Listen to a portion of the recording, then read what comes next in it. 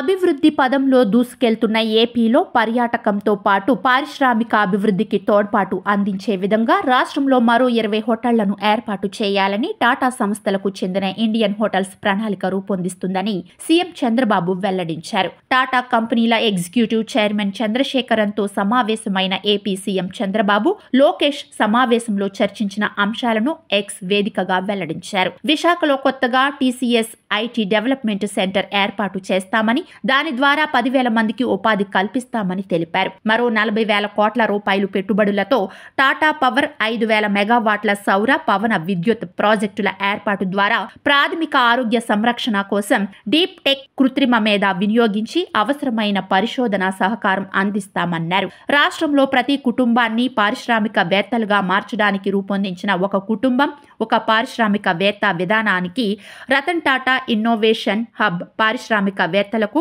మార్గనిర్దేశం చేస్తుందన్నారు. రాష్ట్ర అభివృద్ధిని ముందుకు నడిపించడంలో ఈ కార్యక్రమాలు కీలక పాత్ర పోషిస్తాయన్నారు. టూరిజం అభివృద్ధిలో భాగంగా విదేశీ, స్వదేశీ టూరిస్టుల అవసరాలతో పాటు కార్పొరేట్ సమ్మేళనాలకు వీలుగా ఉండేలా రాష్ట్రంలో తాజ్, వివాంతా, గేట్వే, సెలెక్టియన్స్, జింజర్ వంటి మరో 20 స్టార్ హోటల్స్ ఏర్పాటుకు టాటా సంస్థలకు చెందిన ఇండియన్ హోటల్స్ ముందుకు వచ్చింది. స్థలాల ఎంపిక అనంతరం హోటల్స్ నిర్మాణాలు మొదలు కానున్నాయి.